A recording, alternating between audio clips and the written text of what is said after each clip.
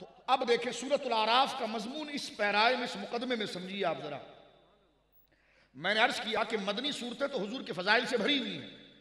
लेकिन वो मक्की सूरत में जिक्र करदा मुकदमे की तफसील है और असल उसूल और अल इतलाक और उसूली तारीफ, उसूली मनसब, बल्कि ये समझ लीजिए कि उन तमाम तर फजाइल का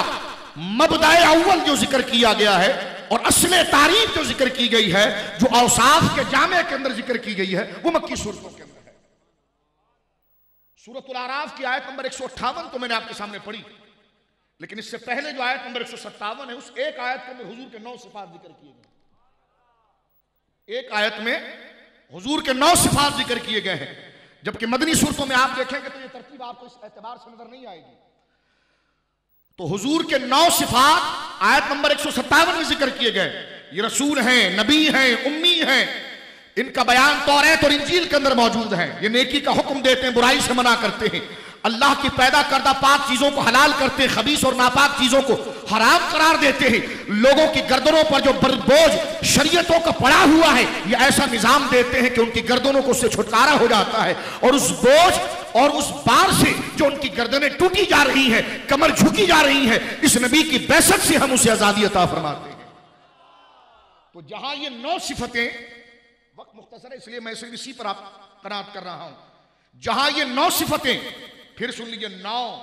1 2 3 4 5 6 7 8 9 बुनियादी उसूल और तारुफ नबूवत का बुनियादी मुकदमा सूरतुल आराफ की आयत नंबर 157 के अंदर जिक्र किया गया है कि नबी कौन होता है,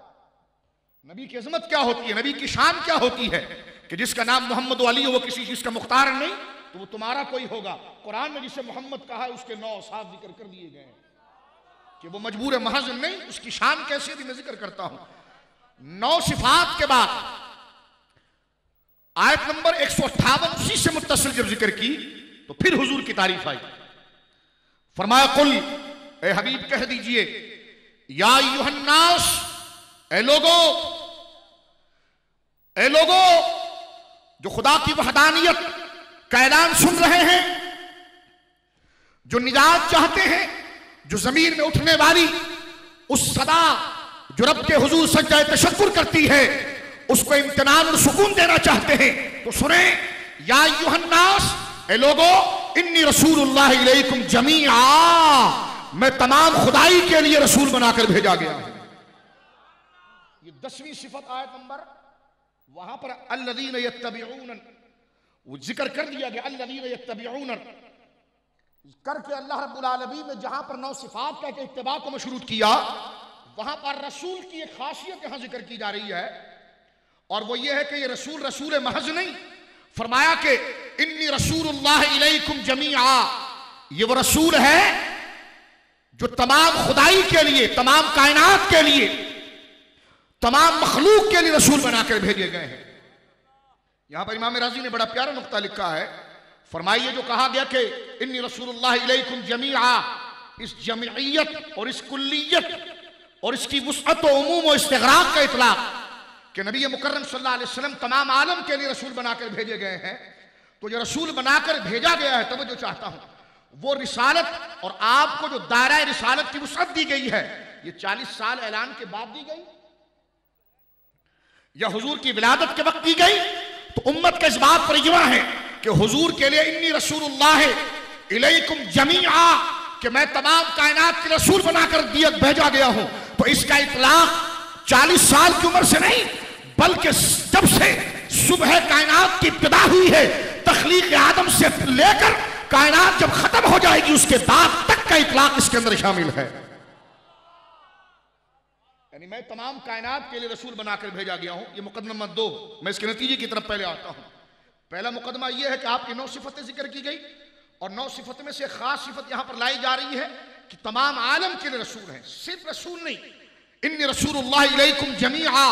तमाम आलम के लिए रसूल हैं। तो कब से आपकी रिसालत शुरू हुई, कब से आपकी रिसालत की उमूमियत की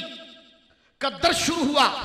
उसकी इब्तिदा क्या है, कब से आप इन्नी रसूलुल्लाह इलैकुम जमीआ है? 40 साल की उम्र से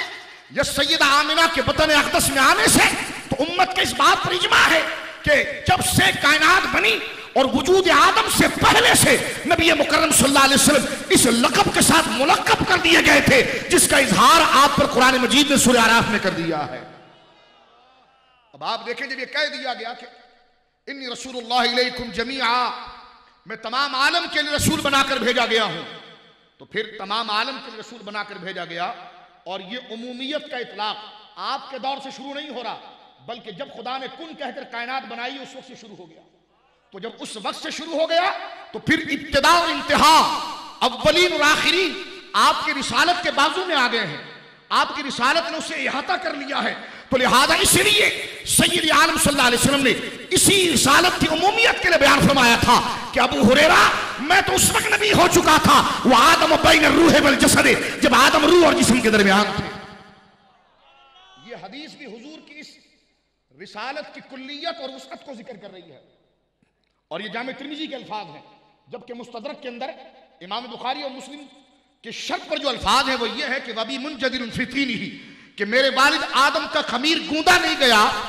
और मैं नबी बन चुका था। मैं अक्सर इस हदीस पाक को देखकर हैरान होता था कि इस हदीस का मतलब क्या है, कि मैं उस वक्त मौजूद था कि जब आदम जिस्म और रूह के दरमियान थे, मैं उस वक्त मौजूद था जब हजरत आदम का खमीर नहीं गूंदा गया। लेकिन सूरह आराफ की इस आयत को पढ़ा तो मजमून समझ में आ गया कि जब आपको तमाम आलम के रसूल बनाया गया है तो आपकी रिसालत का इतलाक हजरत आदम के पहले से शुरू हो गया है। तो लिहाजा हजरत आदम से पहले होने का मतलब यह है कि आदम भी आपकी रिसालत के दामन में ही पनाह ले रहे हैं।